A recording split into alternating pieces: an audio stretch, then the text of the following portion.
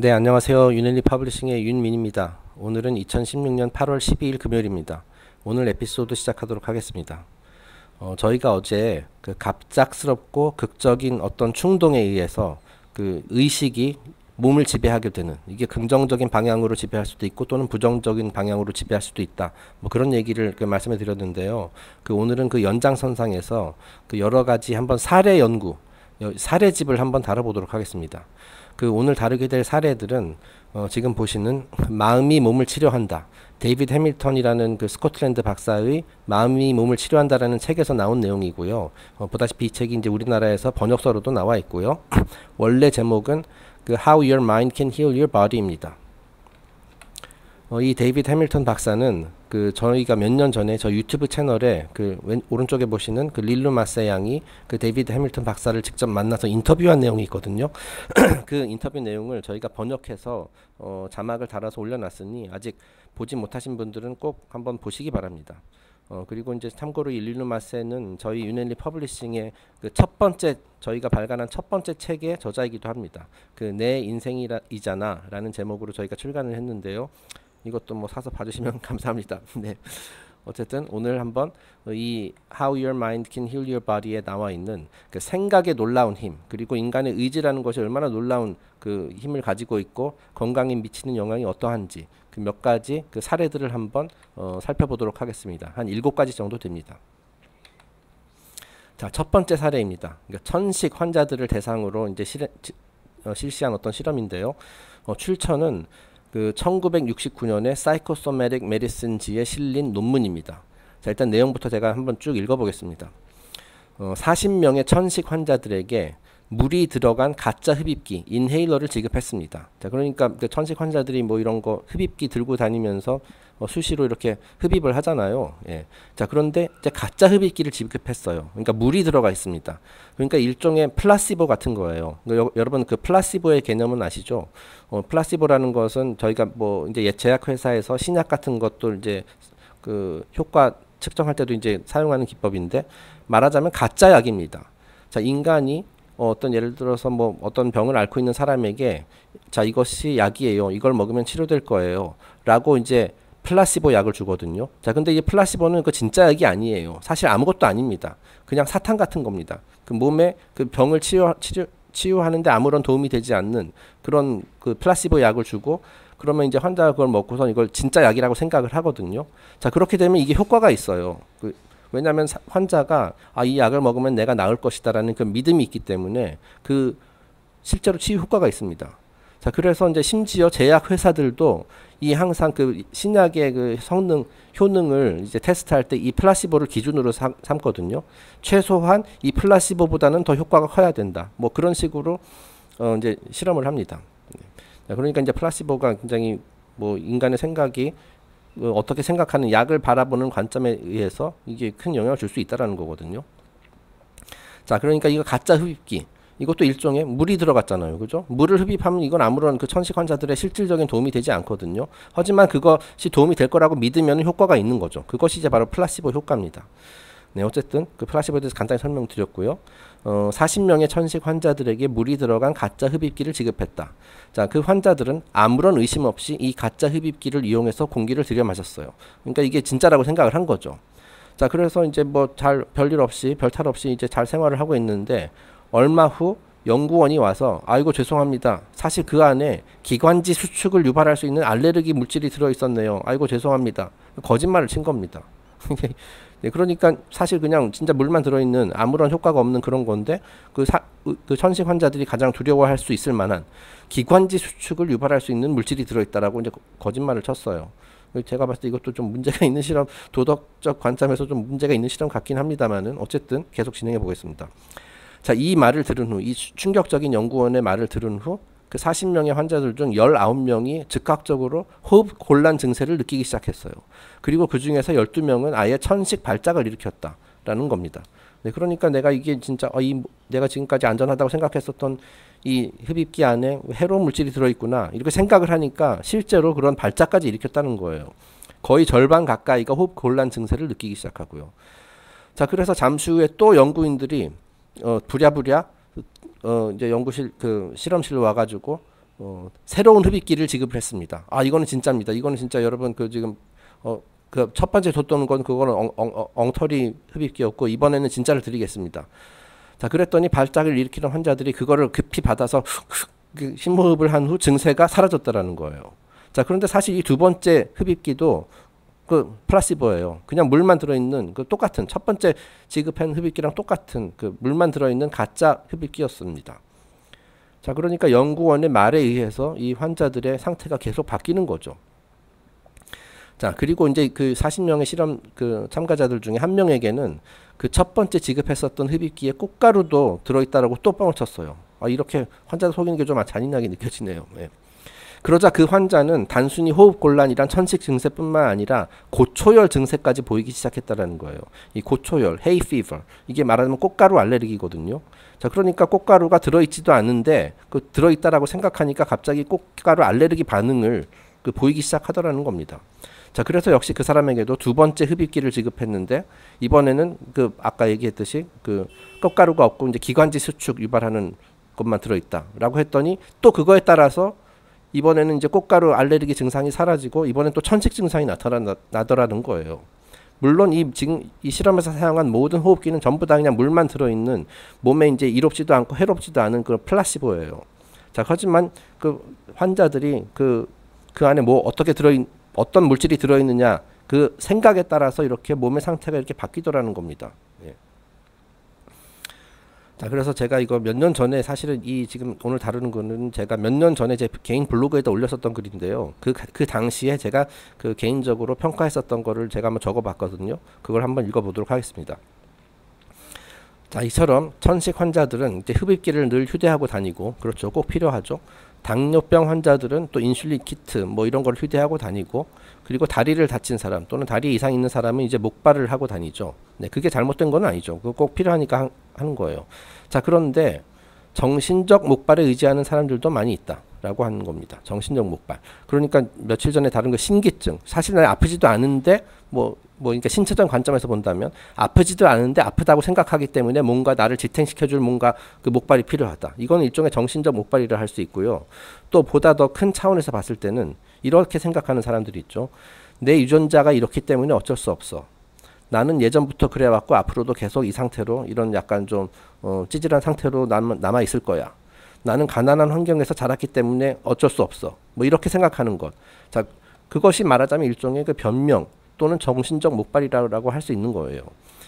지금 여러 가지 수많은 사례에서 볼 수 있듯이 내 의지, 내 생각에 따라서 나의 상태를 이제 바꿀 수가 있어요. 몸의 상태뿐만 아니라 정신의 상태도 더 긍정적인 방향으로 바꿀 수 있다라는 겁니다. 네. 여기 내 유전자가 이렇기 때문에 어쩔 수 없어. 뭐 얼마 전에 뭐 외모에 대한 것도 다뤘습니다만은 그거 얼마든지 극복할 수 있다라는 거예요. 내 유전자를 바꿀 수 있는 것은 아닐지 몰라도 내 내면에 있는 것을 좀 더 아름답게 가꿈으로써 이 세상에서 가장 못생겼다는 소크라테스가 가장 아름다운 사람이 될 수도 있는 것이고 뭐 그렇다는 얘기입니다. 그러니까 어쨌든 정신적 목발. 이게 눈에는 보이지 않는 목발이지만은 사실 이런 목발을 하고 다니는 사람들도 많다. 물론 저는 예외라는 것은 아닙니다. 저도 아마 이런 점들이 많이 있을 거예요. 나는 이러이러하기 때문에 내가 지금 이런 일을 하지 못하는 이유는 뭐 이러이러한 이유 때문이야. 뭐 이게 사실은 다 정신적 목발이라고 할 수 있는 것이죠. 자, 이런 거는 가능하다라면은 없애버리는 게 낫다라는 겁니다. 그리고 이제 진짜로 어떤 신체적인 뭐 결함 때문에 진짜 목발을 하고 다니는 사람들이 있잖아요. 그런 거는 어쩔 수 없지만은 필요 없는 목발도 진짜 많다라는 얘기거든요. 자, 이런 것들 우리 자신에게는 어떤 것들이 있는지 한번 생각해보고 제거할 수 있는 방법을 한번 생각해보면 좋을 것 같습니다. 자, 두 번째 사례입니다. 자, 이건 운동의 효과라고 제목을 지었네요. 출처는 2007년에 하버드 대학에서 진행한 실험입니다. 자, 내용을 읽어보겠습니다. 84명의 호텔 메이드들을 대상으로 한 실험입니다. 이 호텔 메이드는 이제 호텔 방 청소하는 그 여성분들이 있죠. 그러니까 호텔 방 청소하고 뭐 이불 새로 개고 뭐 이런 일을 하는 분들. 말하자면 이분들도 이제 육체 노동자죠. 자, 그래서 일단 대학에서 연구를 해보니까 이분들의 활동을 한번 관찰을 해보니까 이분들이 이제 계속 하루 종일 움직이지 않습니까? 이분들은 일일 권장 운동량을 충족할 수 있을 정도로 하루 종일 많이 움직이면서 일을 하고 있더라는 거예요. 심지어 US 서전 제너럴의 기준치에도 훨씬 능가하는 충분히 많은 운동량을 동반하는 그런 일이더라는 얘기죠. 자, 그러니까 이제 일하는 것 자체가 말하자면은 운동 효과가 있다라는 거예요. 자, 하지만 막상 이 호텔 메이드 본인들은 이 사실을 모르고 있어요. 아, 내가 지금 이렇게 좀 허리도 아프고 하지만은 내가 이렇게 하루 종일 이렇게 움직이면서 뭐 청소하고 뭐 침대포 갈고 이런 활동이 전부 다 굉장히 나에게 긍정적인 영향을 주고 있다는 사실을 내가 지금 매일매일 좋은 운동을 하고 있다는 사실을 모르고 있어요. 그리고 그렇기 때문에 자기 자신이 뭐 건강하다고 생각하지도 않더라는 거예요. 한번 인터뷰를 통해서 확인해 봤더니 84명 중 56명은 오히려 자신이 운동량 부족이라고 여기고 있었다라는 겁니다. 네, 그러니까 잘 모르기 때문에. 자, 그래서 연구진이 어떻게 이제 실험을 진행했냐면 그 84명의 메이드들을 두 그룹으로 나눠서 뭐 42명씩 나눴겠죠.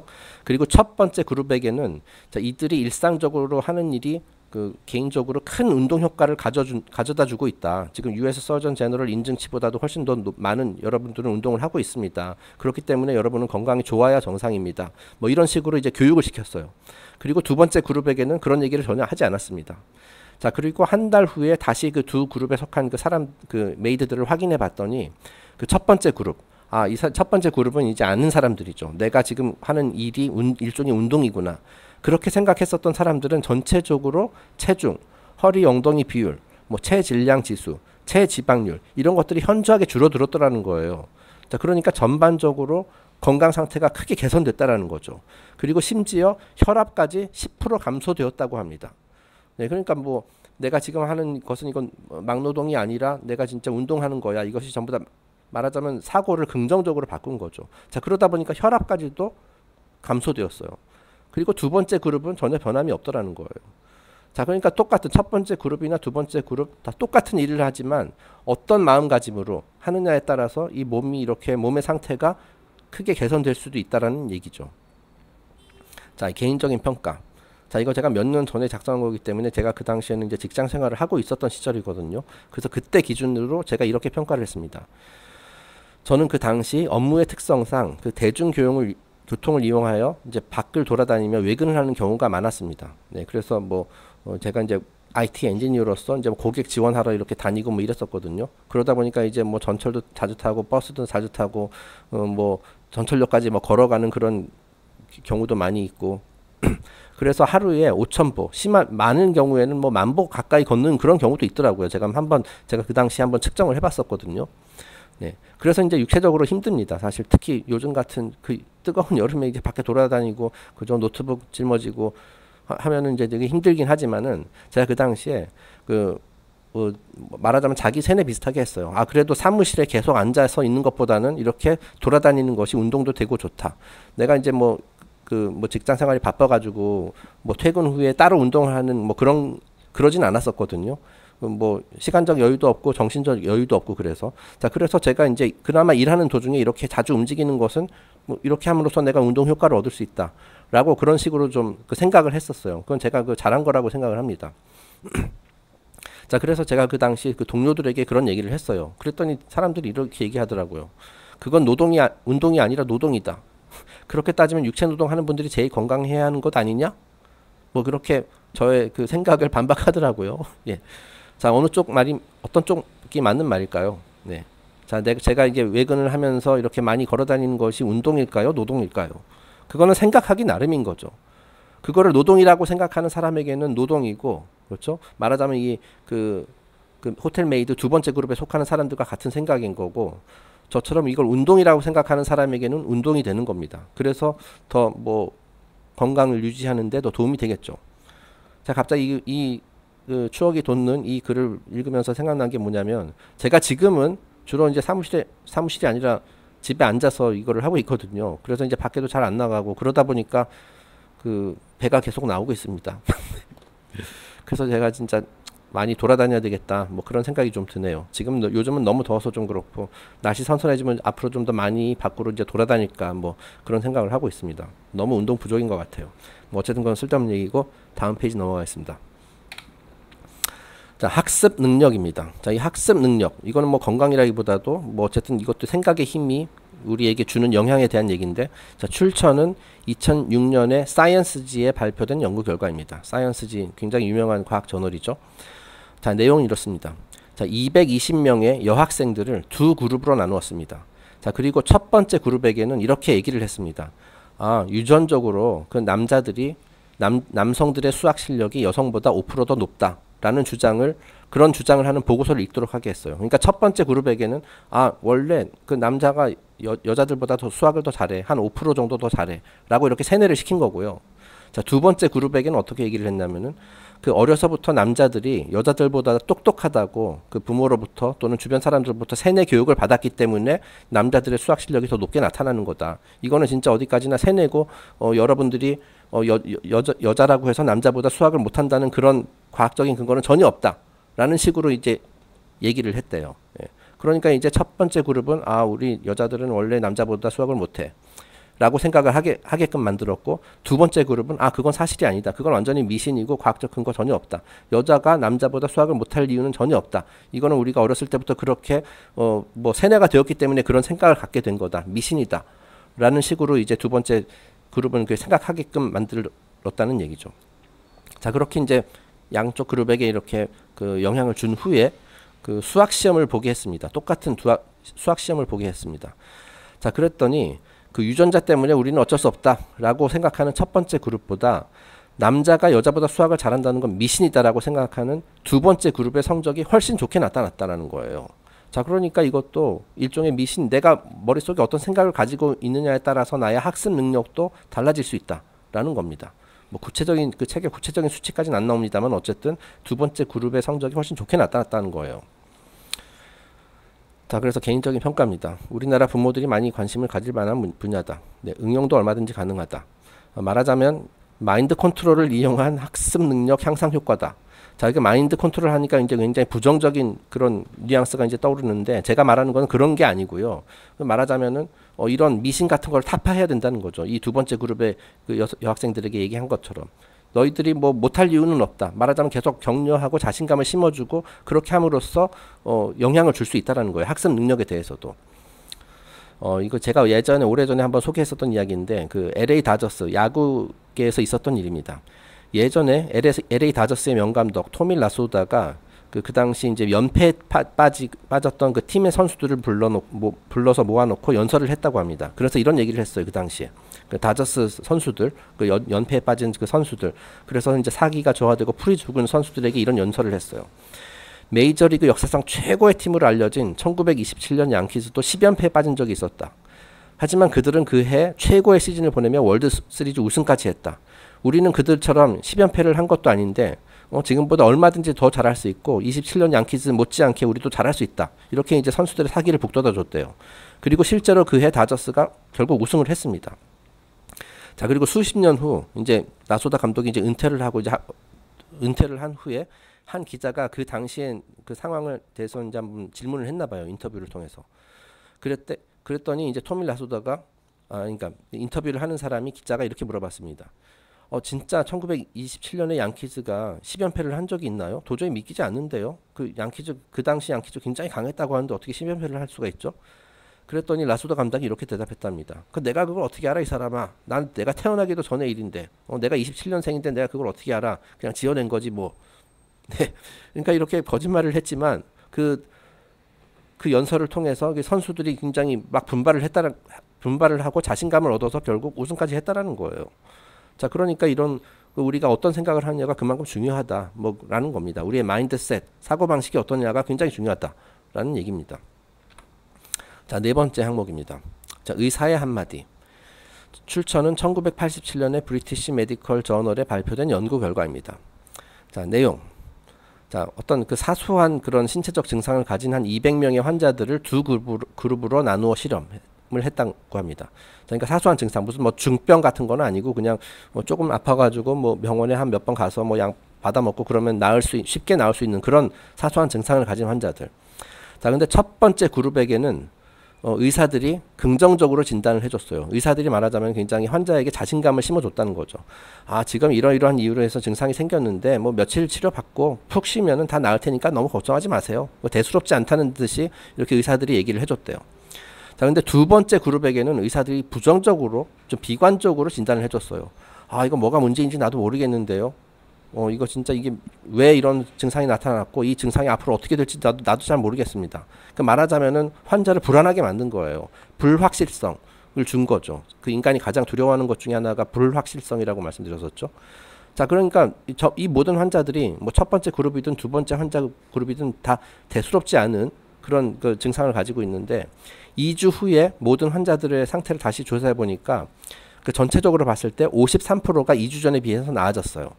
자, 그런데 첫 번째 그룹의 경우에는 64%의 환자들이 상태가 호전되었다고 얘기했고 두 번째 그룹, 비관적인 의사로부터 비관적인 소리를 들은 그 환자들은 몸 상태가 나아진 비율이 39%밖에 안 되더라는 거예요. 그러니까 64%와 39% 거의 2배 차이죠. 자, 그러니까 의사의 한마디가 엄청나게 중요한 겁니다. 자, 개인적인 평가. 의사의 한마디가 진짜 환자를 살릴 수도 있고 죽일 수도 있습니다. 아주 중요한 얘기죠. 예를 들어서 어떤 그 심각한 질환, 뭐 예를 들어서 말기암이라든지 그런 환자들에게 이제 의사가 이렇게 얘기를 합니다. 아, 앞으로 길어봐야 6개월입니다. 라고 이거 일종의 사형 선고거든요. 자, 그런 환자는 실제로 6개월 후에 죽을 가능성이 높아요. 말하자면은 아, 내가 이제 6개월 포기를 하게 된다라는 거죠. 지푸라기라도 잡고 싶은 심정의 중증 환자는 의사가 하는 말뿐만 아니라 의사의 말투, 표정, 몸짓, 이게 아주 사소한 것들에 대해서도 아주 크게 반응을 할 수가 있어요. 그러니까 이제 의사가 특히 이제 그 중증 환자를 대할 때는 굉장히 주의를 해야 될 것 같습니다. 조금이라도 희망을 심어줘야지 이제 말하자면은 그 환자가 더 뭐 심지어 뭐 기적이 발생할 수도 있는 것이거든요. 예. 근데 이게 6개월입니다. 더 이상 방법 없습니다. 우리가 할 수 있는 거 아무것도 없습니다. 앞으로 뭐 죽음을 맞이할 준비를 하십시오. 뭐 이렇게 하면은 실제로 6개월 딱 6개월 돼가지고 죽을 가능성이 실제로 높다라고 해요. 예. 자, 다섯 번째. 이건 되게 좀 재미있게 본 그런 사례인데요. 그 알약의 색깔도 인간에게 영향을 미친다. 인간의 건강 상태에게 환자의 건강 상태에 영향을 미친다. 출처는 신시내티 대학의 연구 결과입니다. 자, 57명의 대학생들을 대상으로 진정제, 세더티브의 효과를 실험하기 위해 두 가지 종류의 약을 준비했습니다. 자, 그런데 이제 하나는 파란색이고 하나는 분홍색이에요. 근데 둘 다 가짜 약이에요. 플라시보. 그러니까 실제로 학생들에게는 이거 진정제다라고 얘기했지만 사실은 아무런 효과가 없는 그 플라시보 가짜 약입니다. 자, 그런데 어쨌든 파란색을 먹은 그런 대학생들은 그 효과가 66%의 효과를 보였고 분홍색 약의 경우 26%에 불과했다라는 거예요. 사실 이거 둘 다 똑같은 가짜인데 이 약의 색에 따라서 환자의 뭐 환자라기보다도 이거 환자는 아니죠. 그냥 진정제 실험하는 거니까 그 효과가 이렇게 크게 차이가 나타났다라는 거예요. 자, 그래서 이제 이들이 내린 결론이 이 파란색이 분홍색에 비해서 마음을 진정시키는 효과가 더 크기 때문일지도 모른다.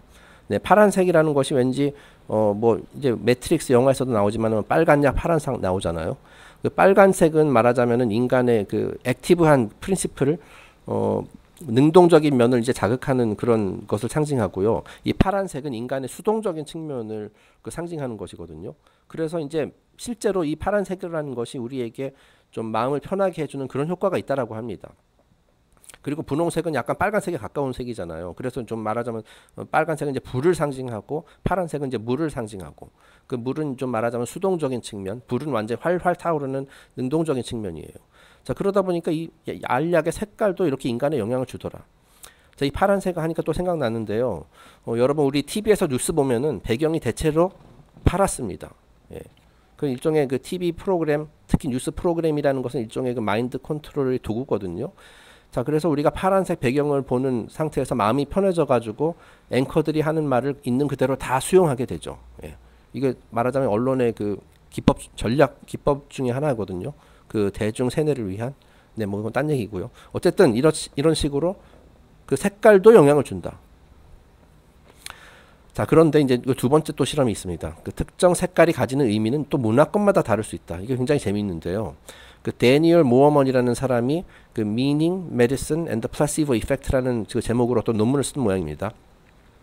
이 사람이 이제 이태리 사람들을 대상으로 이제 실험을 했어요. 그래서 이태리 사람들에게 파란색 수면제를 먹이는 실험을 했다라는 겁니다. 이것도 역시 진짜 수면제가 아니라 플라시보예요. 하지만 이제 그 실험 대상자에게는 수면제라고 이제 속였겠죠. 그 여성 그런데 보니까 그 이태리 여성 이 실험에 참가한 이태리 여성들에게는 수면을 유도하는 효과가 실질적으로 나타났어요. 자, 그런데 남성들에게는 오히려 그 반대 정반대 흥분제와 비슷한 효과가 나타났다는 거예요. 완전히 놀랍죠. 예. 가짜 약이 이제 효과를 낸다는 것도 놀랍지만은 그 남자와 여자에 따라서 이렇게 다르게 나타났다는 것도 놀라웁니다. 자, 그래서 이 모얼먼 박사가 자세히 분석을 해봤더니 그 이태리에서 이 파란색은 전통적으로 성모 마리아의 망토를 상징하는 색이라는 거예요. 그러니까 성모 마리아 굉장히 따뜻한 그런 인상이잖아요. 자, 그래서 여성들에게 평온함을 가져다주는 그런 효과를 가져왔다. 네, 그러니까 파란색. 그러니까 이태리 여성들이 봤을 때는 이거 파란색 수면제네. 이거 보니까 왠지 성모 마리아의 망토가 떠올라. 가슴이 이제 평온해지고 내가 릴렉스되고 스르르 이게 잠들었다는 얘기죠. 자, 그런데 남자들의 경우에는 그 파란색이라는 그 심볼이 그 성모 마리아 망토가 아니라 그 이태리 국가대표 축구팀의 유니폼이 떠오르더라는 거예요. 자, 그러니까 어떻습니까? 굉장히 그 사람들 열혈 팬들이잖아요. 그러니까 흥분을 한 거예요. 성모 마리아의 망토가 뭐고 축구 앞에서는 아무런 소용이 없다. 그 남자들, 이태리 남자들의 입장에서는. 그래서 오히려 흥분제의 효과를 가져다 줬다라는 그런 놀라운 그 실험 결과가 있습니다. 자, 이래서 외부 환경이 중요한 것이다. 그래, 뭐 그런 말도 있어요. 그래서 정신병원의 이제 벽 색깔도 그 환자들의 상태를 감안해서 정한다는 말을 들은 적이 있다. 그러니까 뭐 예를 들어서 독방 같은 거 있잖아요. 그 환자의 상태에 따라서 그 정신병원의 색깔, 그 벽에 그 방의 색깔도 이렇게 다 다르게 한다라고 하더라고요. 물론 그런 거 신경 안 쓰는 데도 많이 있겠지만은. 자, 그래서 우리가 매일 생활하는 주거 공간도 매우 중요하다. 또 그 근무 환경도 그 신경을 쓰는 것이 중요하다라는 겁니다. 나에게 어떻게 말하자면 뭐 마음의 평온을 줄 수 있는 그죠? 그런 환경에서 그 일상적인 생활을 하는 것도 중요하다라는 겁니다. 제가 쓸데없는 얘기 했네요. 저는 기껏해야 화분밖에 생각이 안 납니다. 추천 좀 해주세요. 어떤 게 좋은지. 네. 자, 6번째. 자, 약도 명품을 따진다. 라고 제가 제목을 지었네요. 출처는 1981년에 영국의 킬 대학에서 진행한 연구입니다. 자, 내용을 보겠습니다. 835명의 여성들을 4그룹으로 나누어서 실험을 진행했습니다. 그리고 각 그룹에게 다음과 같이 약을 지급했습니다. 그러니까 첫 번째 그룹에게는 그 유명한 브랜드의 이름이 적힌 아스피린. 그리고 이건 진짜 아스피린입니다. 이거 플라시보가 아니라 진짜예요. 그러니까 첫 번째 그룹은 그 이름 있는 아스피린. 누구나 보면은 알 수 있는 그 메이커 브랜드의 아스피린, 진짜 아스피린을 지급을 했어요. 두 번째 그룹에게는 그냥 진통제라 적힌 아스피린. 이것도 진짜 아스피린이에요. 그러니까 첫 번째랑 두 번째 그룹에 속한 약은 같은 약입니다. 그러니까 단지 한 가지 차이가 있다면 첫 번째 그룹에는 그 유명한 브랜드가 적혀 있고 두 번째에는 적혀 있지 않다라는 거. 네.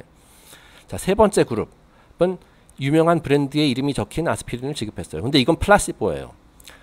그러니까 세 번째랑 네 번째 그룹은 둘 다 이제 가짜 약을 줬습니다. 진짜 아스피린이 아니고. 근데 세 번째 그룹에 지급한 약에는 이제 유명한 브랜드가 적혀 있고 그 네 번째 그룹에는 그냥 아무것도 적혀 있지 않은 그냥 진통제라고 적혀 있는 그런 아스피린을 줬어요.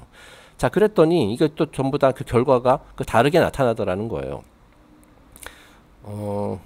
예, 그 첫 번째 그룹과 두 번째 그룹이 받은 진짜 아스피린은 그 내용이 똑같다라고 했죠. 그 포장만 틀립니다.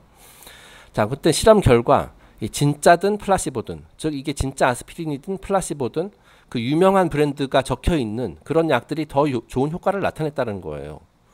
네, 그러니까 이제 말하자면 이제 명품을 선호한다라는 거죠. 약이라 하더라도. 그 왠지 아무것도 적혀 있지 않은 아스피린은 왠지 믿업지 않고 누구나 아는 그런 유명한 그 제약회사 이름이 적혀 있는 약은 더 사람들이 더 믿음이 크다. 뭐 그런 얘기가 되겠습니다. 그리고 유명한 브랜드의 플라시보와 브랜드가 없는 진짜 아스피린의 효과는 거의 비슷했다. 그러니까 플라시보와 진짜 아스피린인데 이게 이제 브랜드 명이 적혀 있느냐 아니냐에 따라서 또 이렇게 다르게 나타났다는 겁니다. 네, 개인적인 평가.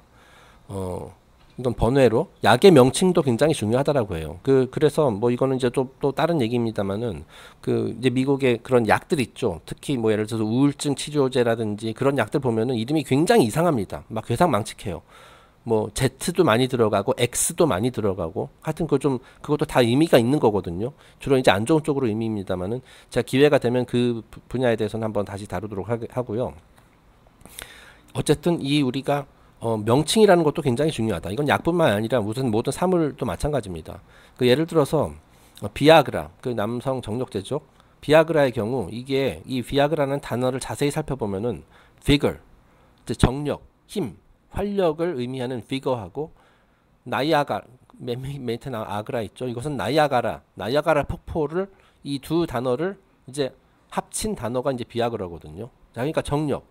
그리고 나야가라 폭포하니까 이제 콸콸콸 물이 쏟아지는 거잖아요. 예. 자, 그래서 이제 그거를 비아그라를 먹는 남성들은 물론 실제 그 약에 또 효과가 있겠지만은 그 이름에서도 어떤 그 정신적인 효과를 영향을 받게 된다라는 거예요. 예. 아주 재밌습니다. 예. 자, 그 마지막 7번입니다. 자, 플라시보라 하더라도 의사가 처방한 양을 지키는 게 좋다. 네, 그러니까 이게 진짜 약이든 플라시보든 간에 그 의사가 하는 그 의사의 지시 있죠. 그것을 얼마나 잘 따르느냐 안 따르느냐에 따라서 인간 그 환자의 심리에 주는 영향이 또 다르게 나타난다는 거예요. 자, 1999년에 암스테르담 대학에서 진행한 연구네요. 자, 이거는 굉장히 실험 대상자가 많습니다. 3,325명의 그 궤양 환자들을 대상으로 총 79회의 실험을 진행을 했다고 합니다. 그 결과를 이제 종합한 건데, 자, 매일 4회에 걸쳐서, 그러니까 의사가 이제 이거를 4번 먹으세요. 하루에 4번 먹으세요. 뭐 이렇게 약을 처방을 하면서 이렇게 지시를 내렸나 봐요. 매일 매일 4번에 걸쳐서 약을 복용한 1,820명 환자들의 경우 4주 후 44.2%가 효과를 봤다. 자, 그러니까 이 사람들 첫 번째 그룹은 뭐냐면은 의사의 지시를 충실히 따른 사람들이에요. 의사가 하루에 4번씩 이 약 하루에 4번씩 드세요. 그래서 알겠습니다 하고선 매번 4번씩 먹었어요. 물론 이 약은 진짜가 아니라 플라시보입니다. 예. 자, 그랬더니 그 4주 후에 44.2% 효과를 봤다. 자, 그런데 반면에 그 4번 먹기 너무 귀찮으니까 2번씩만 먹은 사람들이 있어요. 자, 그런 사람들은 그 1,504명이었는데 효과가 36.2%밖에 안 된다. 물론 약간 미세한 차이긴 합니다만은 어쨌든 이것도 뭐 통계적으로 의미가 있는 그런 차이다라는 얘기죠. 네, 그리고 이제 또 유사한 실험이 또 하나 있습니다. 1983년에 저널 오브 페디애트릭스지에 발표된 연구 결과인데 이거는 항생제 효과 실험입니다. 이게 진짜 항생제든 아니면 역시 플라시보든 의사가 처방한 양을 잘 지킨 사람들이 훨씬 좋은 결과가 나타났다는 거예요. 그러니까 의사의 지시를 잘 따른 사람들. 그 진짜 항생제를 투여받은 그룹의 경우 그 실험 종료 후 처방을 잘 따른 환자들의 82%가 그 이제 효과를 본 반면 감염 열병에서 해방된 반면 약을 게을리 먹은 환자들의 경우 47%만 효과를 봤다라는 거예요. 그리고 플라시보일 경우에도 마찬가지였습니다. 꼬박꼬박 이 가짜 약이지만 꼬박꼬박 의사 지시대로 먹은 사람들은 68%가 효과를 봤고 게으른 환자들은 36%만 효과를 봤다. 자, 그래서 개인적인 평가입니다. 이거는 제가 개인적인 평가. 치매 환자는 그 감기라든지 그 일반적인 그 쉽게 그 해결할 수 있는 그런 그 질병들 있죠. 감기와 같은 그런 일상적인 질병에 걸렸을 때 그 정상인, 즉 치매 환자가 아닌 정상인에 비해서 이게 잘 낫질 않는데요. 자, 근데 그 이유가 뭐냐면 이 치매 환자들은 자신이 약을 먹었다는 사실을 자꾸 까먹기 때문이라고 합니다. 네. 내가 이제 1시간 전에 약을 먹었는데 그 사실을 까먹어요. 그러니까 플라시보 효과가 사라져 버리는 겁니다. 예. 약을 먹었다는 사실을 기억해야 내가 약을 먹었으니까 이제 곧 낫겠지 이런 생각을 하는데 그 사실을 까먹으니까 이게 진짜 약이든 플라시보든 그 효과가 사라져 버린다는 거예요. 그러다 보니까 몸이 빨리 낫지 않는다는 겁니다. 네, 그게 굉장히 놀랍죠. 자, 그래서 이거는 제가 그냥 마지막에 썼는데 부모님에게 아무리 좋은 보약, 비타민 영양제, 뭐 효도하기 위해서 이런 거 뭐 보약도 갖다 드리고 저는 이제 참고로 제약 회사에서 만드는 약은 추천하지 않습니다. 어떤 경우든. 하지만 어쨌든 뭐 보약이라든지 한약, 비타민 영양제 이런 것들 있잖아요. 또는 뭐 몸에 좋은 자연식품 같은 것들 이제 사다 드리는데 잘 드시지 않는 분들 많잖아요. 처음에 좀 한 며칠 먹다가 그런 부모님들도 많은데 강제로라도 먹이시는 것이 더 효과가 크다. 마치 이게 의사의 지시를 잘 따르듯이 뭐 이런 비타민 하루에 뭐 매일 하루하루 하나씩 챙겨 드세요. 이거를 꼭 따르도록 준수하는 것이 그 실질적인 뭐 효과도 있고 어떤 말하자면 그 정신적인 효과도 있다라는 그런 내용이 되겠습니다. 네, 그래서 오늘 그 장시간에 걸쳐서 7가지 생각의 힘이 건강에 미치는 그런 영향의 사례들 7가지 사례들을 한번 살펴봤는데요. 제가 잘 설명을 잘 했는지는 모르겠습니다. 여러분 혹시 여유가 되시면은 그 데이빗 해밀턴이 쓴 그 마음이 몸을 치료한다라는 책도 한번 읽어보실 것을 한번 권하고 싶습니다. 오늘 에피소드 여기서 마치겠습니다. 감사합니다.